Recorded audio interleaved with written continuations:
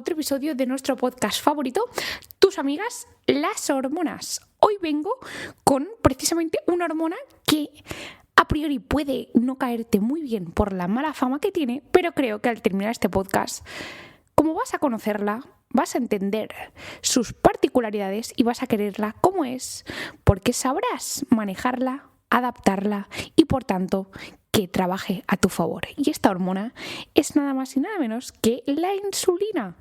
¿Cuánto mal ha hecho la desinformación sobre esta hormona? Que solo hace falta hacer una pequeña búsqueda en Google. La insulina y a continuación la insulina engorda, cómo bajar la insulina, bloquea la insulina, dietas para bajar la insulina, etcétera, etcétera, etcétera. Lo primero y como máxima en cualquier tema hormonal, una hormona está porque hace una función.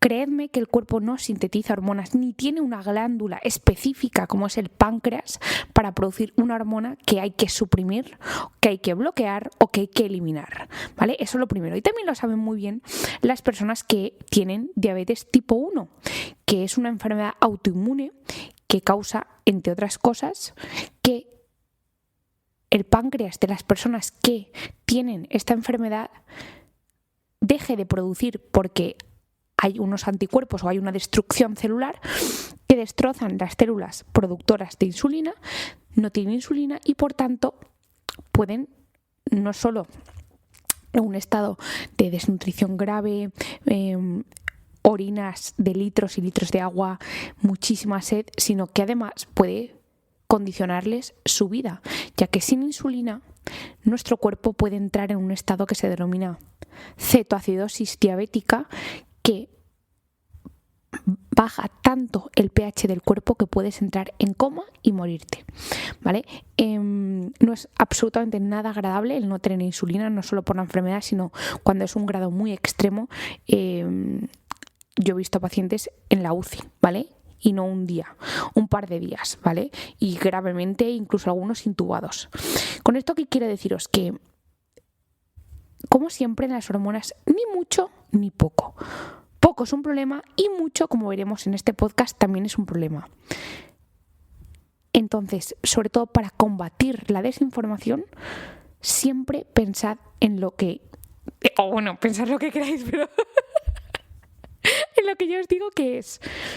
las hormonas en equilibrio, ni mucho ni poco. Y pasa también con los estrógenos, cuando hay mucho, hay problemas de reglas muy abundantes, dolorosas, endometriosis, ovario poliquístico y cuando falta amenorrea hipotalámica, en la menopausia también, etcétera, cortisol igual, todo. O sea, testosterona igual. Un exceso de testosterona no es buena y una falta tampoco es buena, ¿vale? Entonces, como todo. Igual que la hormona PTH, o sea, es que al final hay muchísimas hormonas y... tío, tenemos una tendencia actual de demonizar, extremizar todo, que no funciona así. Entonces, la insulina, ni mucho ni poco, en el punto intermedio. ¿Por qué? Porque la insulina es una hormona clave. Porque no solo regula los niveles de azúcar en sangre, sino que, por ejemplo, es clave para la preservación y la síntesis de proteínas. Es decir, si tú no tienes niveles adecuados de insulina, es decir, si no tienes un equilibrio, ni mucha ni poco, si no tienes ese equilibrio, tu cuerpo no sintetiza proteínas de manera adecuada, no las preserva, no las mantiene y puede ser que tú, por ejemplo, estés haciendo ejercicio físico, cuidándote y no veas resultados. ¿Por qué? Porque si tú tienes resistencia a la insulina, que es típica de las personas con inflamación crónica y con exceso de grasa corporal, tu cuerpo es resistente a su acción, resistente a una hormona que, entre otras cosas, sintetiza proteínas y mejora la masa muscular. ¡Pam! ¡Ostras, no tengo resultados! No estoy optimizando mi recomposición corporal. Además, la insulina es una hormona clave para la síntesis de nuestro ADN. Por eso, si te falta o tienes un exceso y por tanto eres resistente, porque ahora veréis que cuando eres resistente, nuestro cuerpo intenta vencer esa resistencia liberando mucha más insulina. Entonces eres resistente, tienes más insulina, pero ese exceso de insulina no funciona bien porque tu cuerpo es resistente. Por eso parece una cosa contraintuitiva que si tú tienes un exceso de insulina no te funcionan bien las cosas dominadas por la insulina, como el metabolismo de proteínas, la glucosa o la síntesis de ADN, pero es que tienes mucha pero no funciona porque es resistente. Entonces, la insulina es una hormona clave que regula la glucosa, regula el metabolismo de grasas, es decir, la insulina es clave para mantener una homeostasis, un equilibrio entre el almacenamiento de grasas y la liberación de grasas, ¿vale? Cuando no hay un adecuado equilibrio, hay un desequilibrio, valga la redundancia, entre la grasa que almacenas y la lipólisis, que es la liberación de los ácidos grasos del tejido adiposo a la sangre para ser quemados, beta-oxidados en la mitocondria. Pues bien, cuando hay un desequilibrio en la insulina, por ejemplo, porque tienes resistencia a la insulina, tienes un hiperinsulinismo, justamente el cuerpo es resistente para todas las cosas a la insulina, para la síntesis de proteínas, para el control de la glucosa, pero no es resistente en el tema de la grasa y se fomenta la acumulación de grasa, pero a la misma vez no la quemas bien, no sintetizas proteínas y encima no controlas la glucosa. Por eso, la insulina adecuadamente. Entonces, ¿qué es lo que sucede en la sociedad actual? Que por exceso de grasa corporal, estrés, disruptores hormonales, que esto ya sabéis que es un temón y yo lo voy a seguir reintroduciendo porque cada vez más esas causas de ostras, ese exceso de grasa, ostras, esta persona con síndrome metabólico, ostras, se está viendo que detrás parte de la causa son estos compuestos con capacidad de afectar la función hormonal, en este caso a la insulina. Pues un exceso de exposición a disruptores hormonales, estrés, un exceso de grasa corporal, la falta de ejercicio físico, la falta de masa muscular, que es el mejor agente sensibilizador y resolutivo para la resistencia a la insulina, como veremos más adelante, la falta de masa muscular, un exceso de consumo de alcohol, un exceso de alimentos proinflamatorios, especialmente grasas transaturadas, azúcares refinados y grasas saturadas de origen animal, en detrimento de proteínas, alimentos altos en fibra y polifenoles, en detrimento de ácidos grasos buenos, los mono y poliinsaturados, como frutos secos, aguacate, aceite de oliva, semillas, omega 3, etc. Todo esto contribuye a que nuestro páncreas altere su producción de insulina. ¿Qué es lo que se produce concretamente? ¿Qué significa eso de Isabel, yo soy resistente a la insulina? Es decir, la insulina no hace el efecto que toca y por tanto mi páncreas, para intentar, porque dice el páncreas, ostras, estoy produciendo una unidad de insulina y las células de Isabel no están como atontadas, no responden, no introducen la glucosa dentro de los músculos, no empiezan a metabolizar la grasa, no sintetizan proteínas, no sintetizan material genético. ¿Qué pasa aquí? Pues bueno, voy a producir, en vez de una unidad, voy a producir 5. Ostras, y con 5 tampoco. Voy a producir 10. Ya cuando producen 10, pues al final tu cuerpo responde, pero veis que ya hay un exceso, hay 10 veces más. Pues vale. ¿Qué significa eso de ser resistente a la insulina? ¿Y por qué el exceso de grasa, falta de músculo, disruptores hormonales pueden llevarnos a ser resistentes a la insulina? Imagínate que te vas con tus amigos a la montaña, oye, quieres hacer una ruta, ves la EMET o la aplicación del tiempo del móvil y te dicen que va a llover muchísimo. Y tú quieres hacer esa ruta porque sí. ¿Qué es lo que haces? Te pones un chubasquero. ¿Y el chubasquero qué te hace? Te hace ser resistente al agua, impermeable. Es decir, te lloverá, pero tú no te mojarás la ropa. Pues bien, cuando tu cuerpo, tus células se ponen una capa impermeabilizadora para la insulina, tu cuerpo es resistente a esa acción. Es decir, tus células no van a ser sensibles a la insulina y por tanto no podrán introducir de manera correcta el azúcar al interior de los músculos y al hígado. Esto hará, entre otras cosas, que el azúcar digo azúcar, pero realmente es glucosa, ¿vale? Pero por utilizar un término que sea más accesible para todo el mundo y más fácil y menos técnico.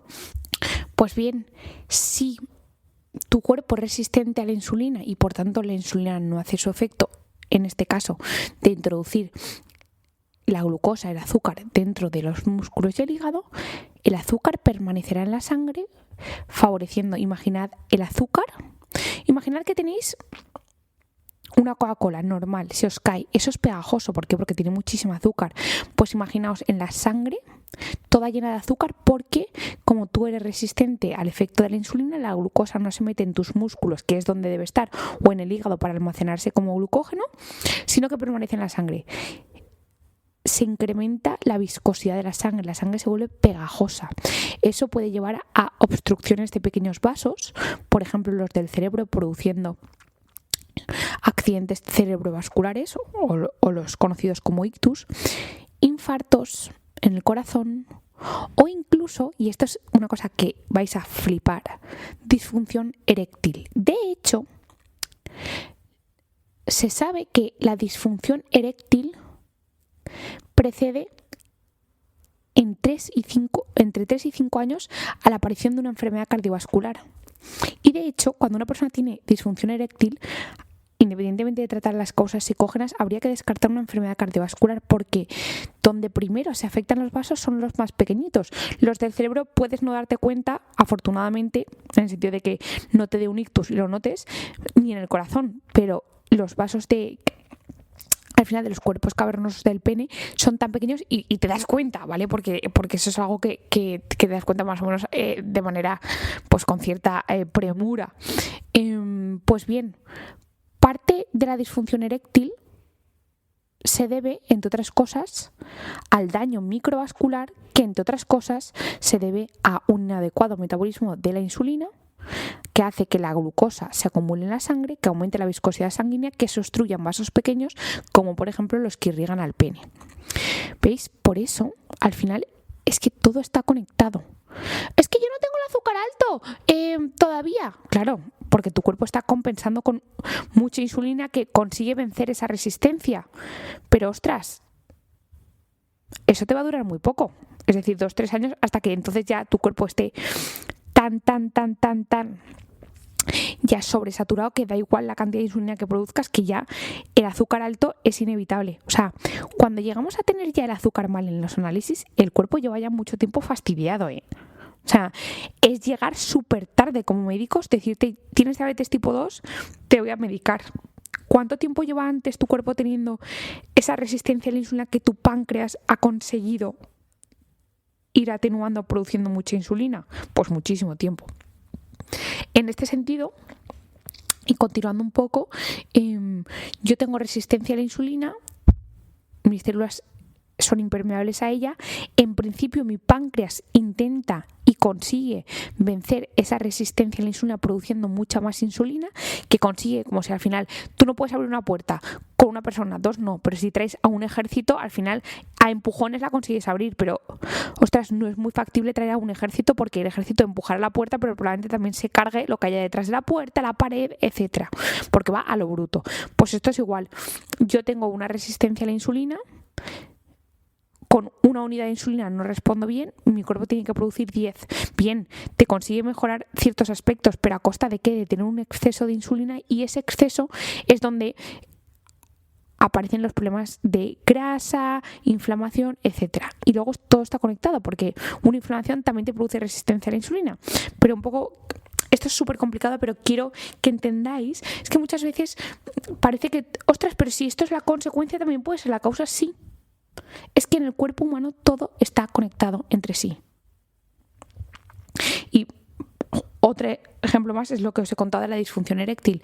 Yo tengo disfunción eréctil porque mis vasos se han dañado. ¿Y por qué se han dañado tus vasos? Entre otras cosas, porque tienes un exceso de viscosidad sanguínea, porque tienes un exceso de azúcar en la sangre, que igual en la sangre general está un poquito dentro del rango, pero es que esos vasos pequeños, al ser tan pequeños, tan finitos, con cualquier extra que se pase, ya obstruye y ¡pam! ¿Y por qué tienes ese inadecuado metabolismo de la glucosa? ¿Por qué esa glucosa está en exceso en los vasos de los cuerpos cavernosos del pene? Porque no la estás metabolizando bien en el interior de los músculos. Y también sucede en otros efectos, en, por ejemplo, el endometrio, el útero, los ovarios, etc. Por otra parte, si tú tienes resistencia a la insulina y por tanto tu insulina no funciona adecuadamente y tu páncreas, para intentar compensar esa capa impermeabilizadora a la insulina, tiene que producir un exceso de insulina, se favorecerán todos aquellos procesos anómalamente producidos por una pérdida del equilibrio de la insulina. El principal y lamentablemente efecto es una acumulación de grasa corporal, porque os he dicho al principio del podcast que la insulina es necesario para un correcto equilibrio entre el metabolismo de las grasas, concretamente entre la acumulación y la lipólisis. Cuando tenemos un exceso de insulina, y digo exceso, insisto, exceso de insulina, asociado, entre otras cosas, a una resistencia a la insulina, en el cuerpo predomina la acumulación de grasa, es decir, se acumula prácticamente toda la grasa que comemos, incluso en determinadas circunstancias otros macronutrientes, como grasa, aumentan los depósitos grasos. Esto, además, es una pescadilla que se muerde la cola, porque al favorecerse la acumulación de grasa, la grasa no es un tejido inerte. La grasa, de hecho, es un tejido tremendamente activo metabólicamente, tremendamente inflamatorio. Produce cientos de moléculas proinflamatorias.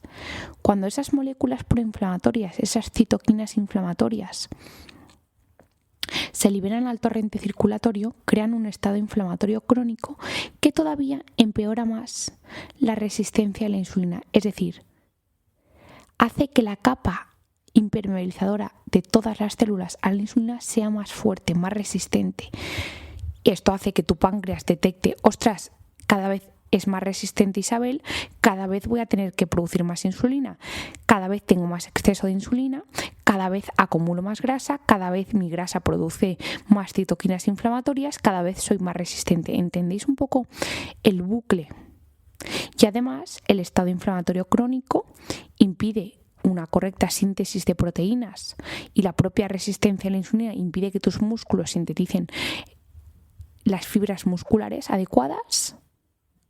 Por tanto, tienes menos músculo, que a la misma vez es una reserva de glucosa y un sensibilizador a la insulina, y además el músculo es antiinflamatorio, con lo cual tenemos un desequilibrio entre los depósitos grasos, que son proinflamatorios, y el músculo, que es antiinflamatorio y además reserva de glucosa. Entonces, ¿entendéis por qué hay un momento que hay que parar esta vorágine y decir hasta que hemos llegado? Es que yo lo veo como en mi cabeza. O sea, es que si os pudiera trasladar mi cabeza al podcast, es que lo veo todo tan claro. O sea, es todo como unos círculos interconectados y hay un momento que hay que decir, vale, basta ya. Cortamos por aquí y empezamos. Pero antes de cortar por aquí y empezar, hay que saber si tú esto lo tienes. Entonces, ¿cómo saber si eres resistente a la insulina? Es decir, si tus células tienen una capa impermeabilizadora a la insulina. Uno de los signos más evidentes de tener resistencia a la insulina es la acumulación de grasa en el abdomen.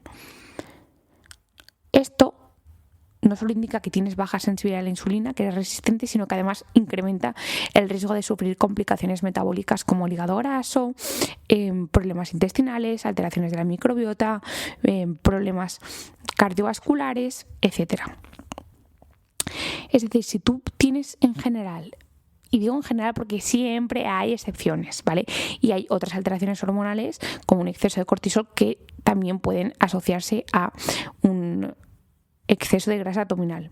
Pero como nos centramos en la insulina, pues hay varias hormonas que producen acumulación de grasa en el abdomen. Ya lo sabéis porque lo he hablado varias veces. El cortisol, en este caso la insulina. Acumulación de grasa en el abdomen nos debe... Ay, a ver si mi insulina, si voy a estar siendo resistente a ella, ¿vale? En cuanto a marcadores sanguíneos que permiten medir la resistencia a la insulina, ahora os voy a decir cuáles son. Yo os voy a trasladar un poco mi inquietud. Y es que la insulina es una hormona que, si bien se produce continuamente en nuestro cuerpo, sobre todo es una hormona que se produce en respuesta a las comidas, ¿vale? Y digo en respuesta a las comidas porque la gente se cree que es solo a los carbohidratos. Cuando tomas proteínas también se eleva la insulina, y cuando comes grasas en menor medida también, ¿vale? Entonces, en general, la insulina se libera en respuesta a las comidas. Por tanto, medir la función de una hormona que generalmente se produce después de las comidas en ayunas es un tanto poco lógico a nivel fisiológico, pero hay un momento que yo no puedo ir contra el sistema, ¿vale? Y no puedo querer ser la redirectora de todas las cosas sanitarias. Y hay un momento que también entra la practicidad, ¿vale? Y por practicidad, lo más globalmente aceptado por comodidad del sistema y porque sea factible hacerlo, es calcularlo en ayunas, ¿vale? Los análisis generalmente, a no ser que estés ingresado, se hacen siempre en ayunas. Entonces, esto también es otro tema a debatir, ¿vale? Pero básicamente, entre otras cosas, es porque es más cómodo, y muchas veces para ciertas hormonas es útil, o para ciertos marcadores sanguíneos, como por ejemplo los triglicéridos, pero para ciertas hormonas no, y en el caso de la insulina no sería lo ideal, pero bueno, asumimos que es esto, ¿vale? En cuanto a marcadores sanguíneos que permiten medir la resistencia a la insulina en ayunas, insisto que no sería lo ideal, porque cuando tú en ayunas ya lo tienes mal, probablemente después de comer llevas años teniéndola mal, ¿vale? Probablemente lleves años teniendo unos picos de insulina brutal después de las comidas. Pero bueno, en ayunas, ¿qué es lo que se puede medir? Se puede medir la resistencia a la insulina mediante el índice HOMA-IR, que se escribe HOMA-IR. HOMA-IR, pero se pronuncia la H y se dice HOMA-IR, como Homa de la marca de ropa, pero con H. El índice HOMA-IR valora la glucosa en ayunas, la multiplica por la insulina en ayunas y se divide entre 405. La glucosa en ayunas tiene que estar en miligramos por decilitro, lo digo porque hay algunos laboratorios que lo miden en milimoles, entonces la fórmula ya no sería igual. Tiene que estar en glucosa en miligramos por decilitro, por insulina en ayunas entre 405. Es decir, si a ti te miden la glucosa y te miden la insulina, puedes hacerlo tú mismo en tu casa. Si no, muchas veces incluso en los laboratorios hay una opción de clic y te calcula el HOMA-IR. Yo prefiero calcularlo yo, y diréis, ¿qué pesadita eres, Isabel? Pues sí, te voy a decir por qué soy pesadita.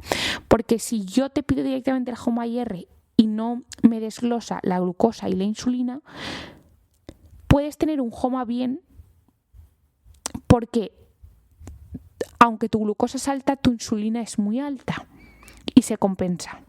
Porque como es glucosa por insulina partido entre 405, se compensa. Por tanto, yo prefiero medirte la glucosa en ayunas, la insulina en ayunas, y luego yo ya te calculo el índice, ¿vale? ¿Por qué? Porque un índice HOMA normal a costa de una insulina que te mueres de alta tampoco es bueno. Porque cuando eso claudique, aparecerán los problemas. Entonces, Isabel, perfecto, pero yo no soy tan tiquismiquis como tú. ¿Qué valor de HOMA-IR, que lo he pedido directamente, sería ideal?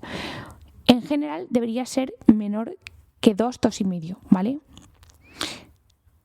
Un índice HOMA por encima de 2, 2,5 se considera que es indicativo de tener resistencia a la insulina.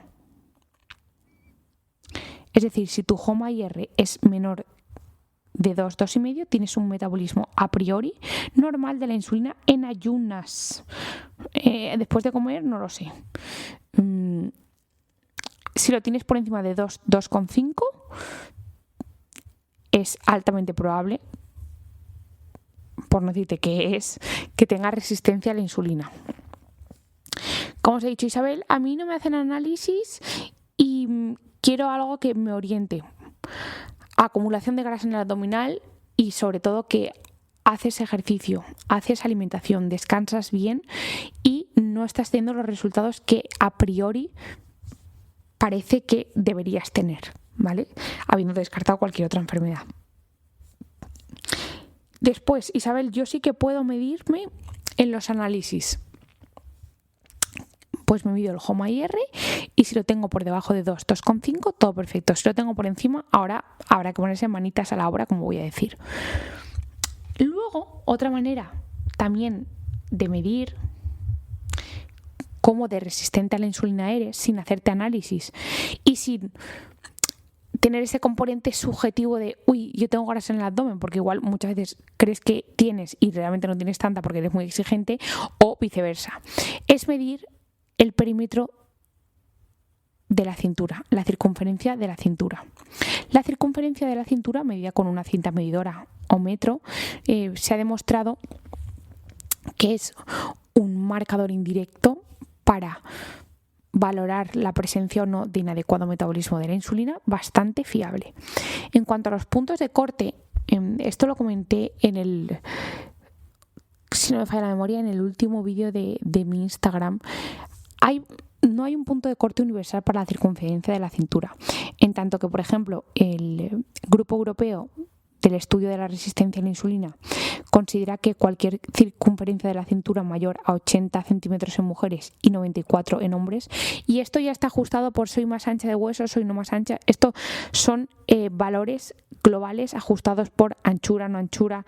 O sea, muchas veces la gente dice, no, es que soy muy ancho. Sí, probablemente seas ancho, pero también probablemente tengas resistencia a la insulina. O sea, y no te estoy llamando ni una cosa ni otra, es que muchas veces los golpes de realidad son un poco duros, ¿sabes? Lo digo porque mucha gente dice, no, es imposible porque yo sí soy más alta, tengo que tener una cintura más ancha. Sí. O sea, estas medidas están ajustadas para eso. Pero ahora lo dicho, hay varias escuelas que contemplan diferentes medidas y yo os la voy a comentar y os quedáis la que más os guste. Hay más estrictas, como esta que os he dicho de el Grupo Europeo de Estudio de la Resistencia a la Insulina, que es el EGIR, que considera que una circunferencia... Un momentito, a ver si se está grabando el podcast porque... sí. Es que ahora... Las últimas veces... Lo tengo que volver a grabar y ahora estoy todo el rato comparando. Pues bien, el EGIR considera que una circunferencia de la cintura mayor de 80 centímetros en mujeres y 94 centímetros en hombres es un marcador de resistencia a la insulina. Sin embargo, la Federación Internacional de Diabetes y la Asociación Internacional de Estudio de la Obesidad ajustan los valores de la circunferencia de la cintura en función de las regiones, ¿vale? En Europa y en América del Norte, del Centro y del Sur consideran que una circunferencia de la cintura por encima mayor o igual a 88 centímetros en mujeres y mayor a 102 en hombres es indicativo de resistencia a la insulina. Como veis, estos parámetros son un poco más laxos que el primer grupo, el grupo EGIR, que consideraba 80 y 94 centímetros en mujeres y en hombres respectivamente de la cintura, mientras que estas dos asociaciones, ajustando los parámetros por regiones, consideran que una mujer con una circunferencia de la cintura por encima o igual de 88 centímetros o 102 en hombres es indicativo de resistencia a la insulina. Después, en poblaciones asiáticas, la circunferencia es un poquito más estrecha, ¿vale? ¿Por qué? Porque la raza asiática tiene más riesgo de resistencia a la insulina con pesos más bajos, con porcentajes de grasa más bajos. Entonces ya sabemos que se puede intuir que tenemos resistencia a la insulina si tendemos a acumular grasa en el abdomen. Podemos medirla en ayunas con el índice HOMA-IR, que relaciona la glucosa por la insulina partido entre 405. Si está por encima de 2, 2,5, casi con toda probabilidad tenemos un adecuado metabolismo de la insulina. También podemos medirlo a través de la circunferencia de la cintura, habiendo distintos parámetros: 80, 94 centímetros mujeres y hombres según EGIR, 88 y 102 en mujeres y hombres según la IDF y la Asociación Internacional de Estudio de Obesidad.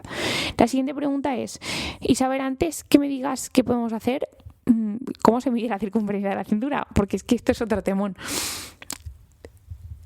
Lo podéis poner en Google, ¿vale? Cómo medir la circunferencia de la cintura y te saldrá una imagen. Pero básicamente es: ponte de pie, sin ropa ajustada, ¿vale? Los pies separados a la altura de los hombros. coges un metro o una cinta medidora, es que no sé cómo lo llamáis vosotros, yo le llamo metro, y te la pones en la parte superior del hueso de la cadera, que suele ser, la parte superior del hueso de la cadera suele, digo suele porque siempre hay excepciones, que suele ser alrededor del ombligo. Entonces, te pones la cinta alrededor, en la parte superior del hueso de la cadera, que suele ser a nivel del ombligo, a grosso modo, y no metas la barriga, que os conozco, no metéis la barriga, ni tampoco la saquéis, una barriga tranquila, normal, ¿vale? Y la mides.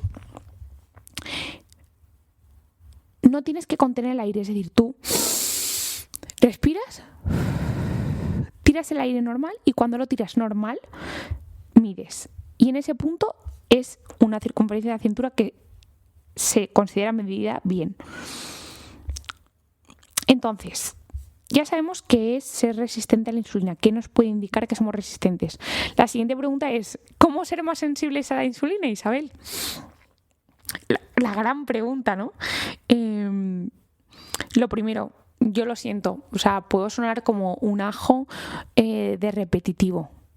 El músculo. Es que el músculo es el principal órgano sensibilizador a la insulina, de verdad.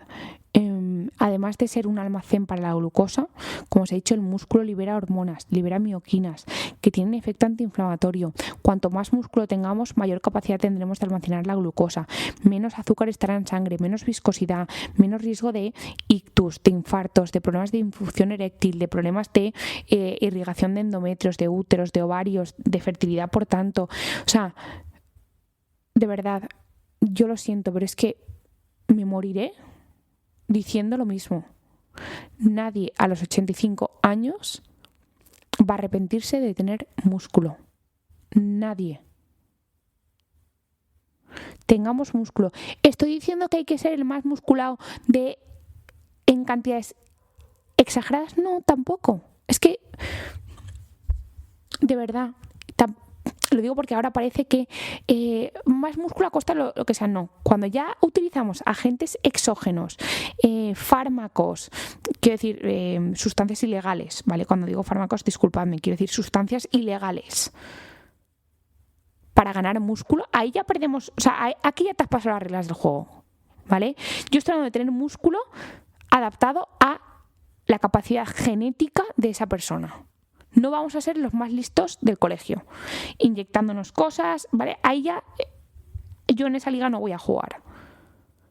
No, porque ahí ya el tener músculo es a costa de destrozarte el cerebro, destrozarte.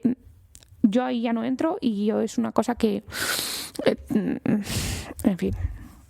No, porque cada vez que hablas de este tema, los 2 o 3 de turno te ponen a insultarse. Entonces yo paso de hablar de estos temas, pero simplemente creo que se están normalizando unas cosas que no sé cómo hay gente que puede dormir tranquila, sinceramente, recomendando eso a la gente. Dicho esto, es que me da una lástima esto. Es que algún día hablaré de esto, pero tendré que ponerme mucha vaselina para que me resbale todo lo que me digan. Lo dicho, otra vez, cómo ser más sensibles a la insulina y por tanto optimizar en general nuestra salud. Con el músculo es antiinflamatorio. Cuanto más músculo de manera natural tengamos, es decir, con ejercicio físico de fuerza, de resistencia, de que nos combine en equilibrio como yoga, pilates, deportes colectivos, lo que quieras, que haga que tu músculo crezca, se fortalezca y le des un motivo para quedarse, más sensible a la insulina serás, por tanto tu páncreas menos cantidad de insulina tendrá que liberar, ¿vale? Entonces, combinar ejercicios de fuerza con ejercicio cardiovascular, lo que queráis. Es que ¿hay cosas mejores? Sí, pero no me voy a poner a ser la más pejillera del lugar cuando hay gente que no hace deporte. Entonces, hacer el deporte que queráis, empezad por lo que sea. Andar ha demostrado mejorar la sensibilidad a la insulina. Sí, andar, solo andar. De hecho, es uno de los mejores sensibilizadores a la insulina que existe. Entonces, andar, hacer fuerza, ir a clases colectivas que implique fuerza, me da igual, haced lo que queráis. El músculo salva vidas y mejora la sensibilidad a la insulina. ¿Cuánta cantidad de ejercicio? Lo mínimo. Son entre 150 y 300 minutos semanales, ¿vale? Puedes hacerlos, los 150 a 300, distribuidos en 2 o 3 días, lo que quieras. Todos los días 20 minutos, me da igual lo que hagas, pero hazlo. Quizá yo lo más lógico que veo es darle todos los días, o día sí día no, tu cuerpo un motivo para moverse, para tener músculo. Entonces, en ese contexto, quizá a lo mejor eso es pegarte a tracones de estoy un día en el gimnasio 4 horas, no es lo ideal, ¿vale? Yo prefiero que estéis todos los días un poquito, pues un día andes, otro día vayas a hacer pesas, otro día vayas a tenis, otro día vayas a CrossFit si puedes hacer, otro día juegues a fútbol, me da igual. Global.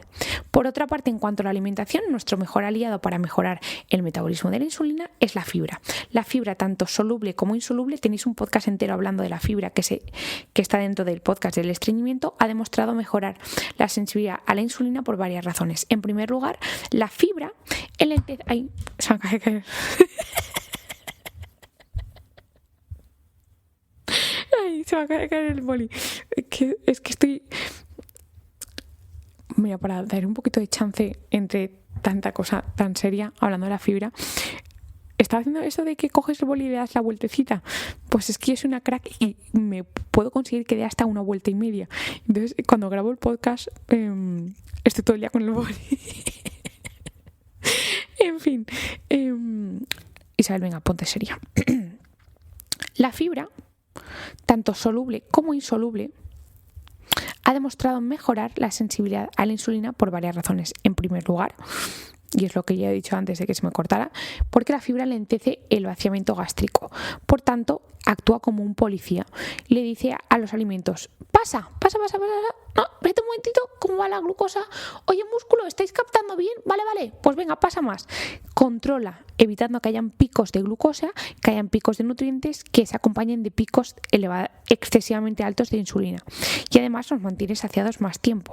Por otra parte, la fibra, en este caso soluble, ya sabéis que está en las legumbres, en los frutos secos, en la piel de las verduras, de las frutas, también puede estar en ciertos suplementos como la fibra guar parcialmente hidrolizada, los oligosacáridos, el baobab, todo esto os lo expliqué en el podcast del estreñimiento. La fibra soluble sirve de alimento para nuestra microbiota, permitiendo que se produzcan ácidos grasos de cadena corta. Especialmente, y mi favorito, es el butirato, que es un ácido graso de cadena corta que tiene efectos antiinflamatorios a nivel intestinal. De hecho, el butirato a mí es un suplemento que me encanta. Hay varios tipos de butiratos, ¿vale? Pero uno actúa más a nivel gástrico y otro más a nivel colónico, en función de con qué molécula vaya unido el butirato, si es butirato de sodio o con otra molécula. El butirato tiene efectos antiinflamatorios y de hecho se utiliza mucho para el síndrome de intestino irritable, la enfermedad inflamatoria intestinal, es decir, colitis ulcerosa y enfermedad de Crohn, con casos de permeabilidad intestinal aumentada, etc. Pues bien, el butirato, además de ese efecto, favorece la producción de hormonas como el GLP-1, que es esa hormona, es la famosa hormona que se inyecta, un análogo de ella en los famosos fármacos inyectables para adelgazar, que también tenéis un podcast, que es la tirzepatida y la semaglutide, entre otras cosas. Pues bien, el butirato mejora esa producción de GLP-1 que es clave para mejorar la sensibilidad a la insulina. Por tanto, la fibra no solo nos va a controlar los picos de glucosa, nos va a mantener saciados, sino que además tiene efecto antiinflamatorio intestinal y además mejora de manera autónoma nuestra sensibilidad a la insulina, porque mejora que nuestro propio cuerpo produzca los péptidos que mejoran la sensibilidad a la insulina. ¿Veis cómo flipando? ¿Sabéis? Esto es lo que os digo, que es atajando ¡pim! Una cosa, todo empieza a mejorar. Esto es como un puzzle, que pones la pieza clave y dices, ¡ostras! Ya está apareciendo el puzzle. Entonces ya entras y lo terminas. Te faltaba esa pieza para... Pues esto es igual. Después, ¿cuánta cantidad de fibra recomendamos? Mínimo. Volvemos a lo mínimo. No existe un máximo de fibra, lo que puedas tolerar intestinalmente sin que te acuerdes cada vez que vas al baño de mí, ¿vale? Lo mínimo son entre 20 y 35 gramos de fibra al día. Niños pequeños en torno a 10-14 gramos y a partir de los 5 años 20 gramos ya pueden ser, ¿vale? Y recalco la palabra mínima, mínimo. Es decir, yo probablemente consumo, no lo calculo, pero yo probablemente esté en torno a unos 40-50 gramos, 50 no sé, pero 40 seguro de fibra. Pero claro, no lo he hecho de un día para otro. Yo llevo, es que a mí me flipa todo lo que lleva fibra, o sea, desde siempre. O sea, me flipan las verduras, es que me flipan las verduras, me flipan las frutas, me flipan las legumbres, me gusta todo. Ay, es que tengo esa suerte. Es que a mí me gustan mucho las verduras. Es que yo creo que eso es una suerte. Yo me flipan las verduras. O sea, es que de verdad. O sea, yo pienso, qué suerte tienes que te gusten, Isabel. De hecho, no me gustan en plan en purés ni nada. No me gusta. O sea, es más, esto siempre lo digo con mis amigos. Les digo, fijaos lo que os digo. Y os prometo que esto lo digo real. Y lo saben real, Yo intercambio. Cuando pedimos una comida y hay, por ejemplo, verduras y patatas, yo le cambio una patata por un espárrago. No sé por qué me gusta, me encantan el espárrago, las flores de alcachofas. Me flipan las flores de alcachofa, los espárragos verdes, los blancos, la parrilla de verduras. Es que no sé, me gustan todas las verduras. No creo a grandes rasgos que haya el repollo me flipa. No creo que haya una verdura que no me guste. Fijaos lo que os digo. No tengo ninguna. Entonces, no hay ninguna. Estoy pensando la verdad que no me guste. Igual, no sé, no todas me gustan. La cuestión es que, ya sabéis una cosa más de mí.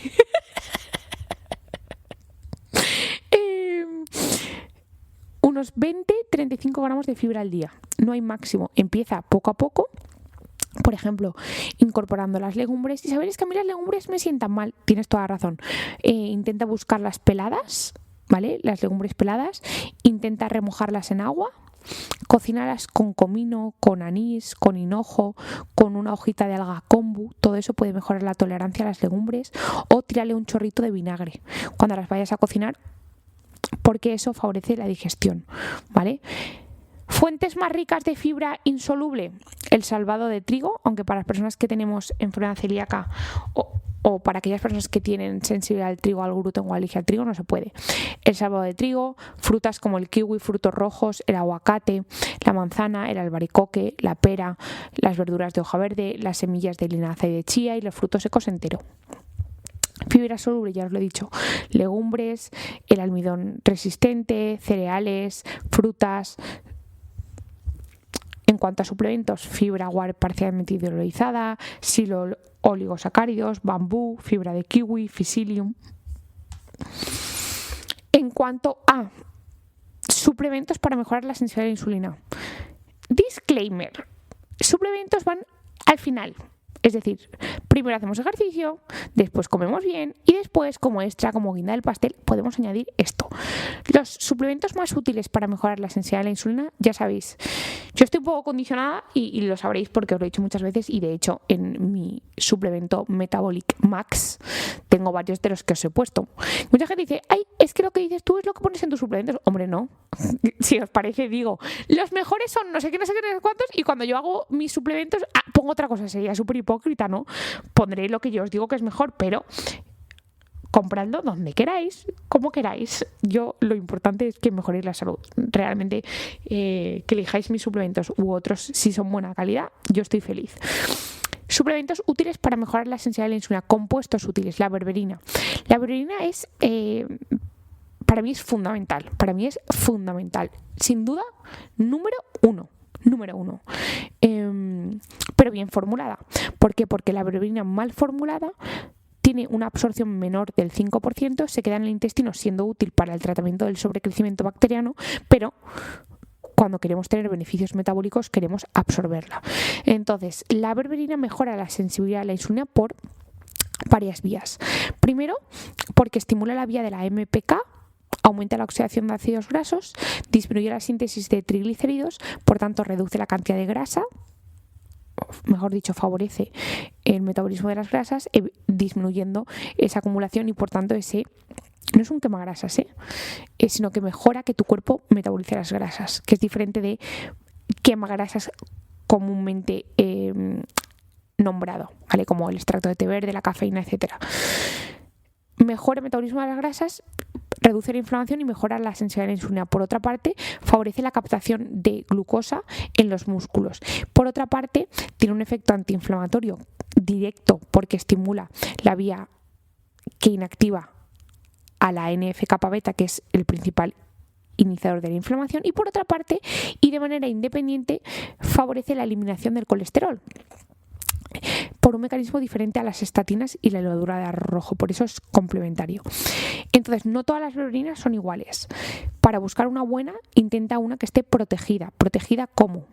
Con un fitosoma, con un liposoma, que tenga extracto de pimienta negra, que tenga aceite de MCT o que incluso esté formulada junto con un compuesto que es extracto de cardo mariano. Todo eso va a mejorar la biodisponibilidad de la berberina. Si tú la quieres para el sobrecrecimiento bacteriano, que sea berberina normal, porque así no la absorbes, se queda en el intestino y hace su efecto. Sin embargo, si quieres que se absorba, tiene que cumplir estos criterios.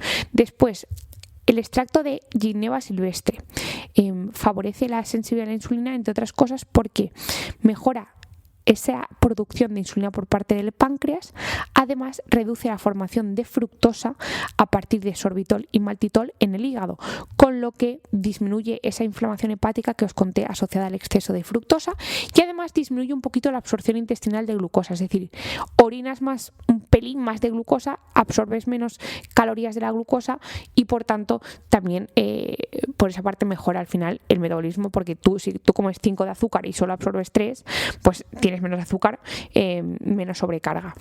Entonces, de la Gineva silvestre tenéis que fijaros que esté estandarizada por sus principios activos, que es ácido ginémico. Después la silimarina, que se extrae del extracto de cardo mariano, no solo mejora la biodisponibilidad de la berberina, sino que además tiene efectos antioxidantes y sensibilizadores a la insulina. Después tenemos la creatina. La creatina, entre otros muchísimos efectos, favorece la captación de glucosa por los músculos y su sensibilidad.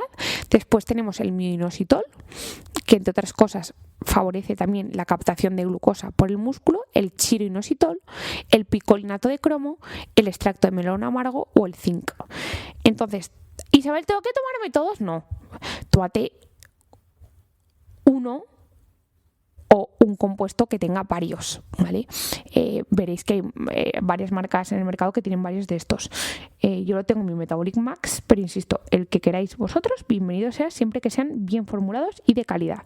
Los suplementos útiles, repito, berberina bien formulada, que esté fitosomada, liposomada, con extracto de pimienta negra, con MCT o con silimarina.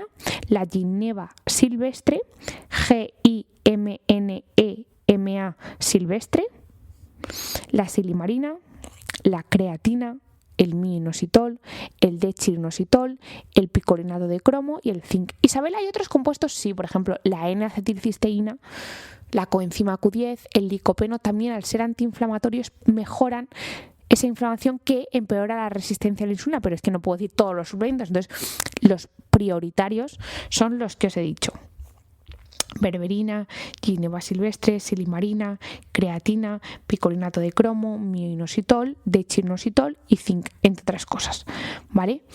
Resumen: la insulina es una hormona necesaria y vital, es clave para el metabolismo proteico, de ADN, de grasas y de glucosa. El problema es cuando tenemos un exceso de insulina, porque nuestro cuerpo es resistente a ella. ¿Por qué puede ser resistente a ella? Por muchos motivos, entre otras cosas, inflamación crónica, falta de músculo, exceso de grasa corporal, sedentarismo, consumo de tóxicos, exposición a disruptores hormonales, ciertos fármacos como por ejemplo los corticoides, etc. Cuando tenemos una resistencia a la insulina, tenemos una inflamación crónica, y una inflamación crónica empeora la resistencia a la insulina. Por tanto, hay que cortar. Signos de resistencia a la insulina: tener un predominio de grasa abdominal, tener una circunferencia de la cintura alta y en los análisis tener un HOMA-IR por encima de 2, 2,5. Soluciones: tener masa muscular, combinar el ejercicio físico de fuerza y cardiovascular. Alimentación es clave, la fibra, tanto soluble como insoluble, y dentro de los suplementos útiles los que os he dicho. Y nada, que espero que os haya gustado, que mil gracias por escucharme, que un besito muy fuerte, que gracias por ser tan amables conmigo siempre, y nos vemos en el próximo episodio. Recomendaros si consideráis que os gusta, y así, oye, más gente se beneficia de aprender, saber más para temer menos y elegir mejor. Cualquier cosita extra ya sabéis que me tenéis en mi Instagram, @isabelvina, en mi YouTube, en mi TikTok, @isabelvinabas, etcétera. De todas formas, en la descripción del podcast siempre os pongo todo este tipo de cosas, ¿vale? Un besito muy fuerte y que tengáis un buen día. ¡Chao!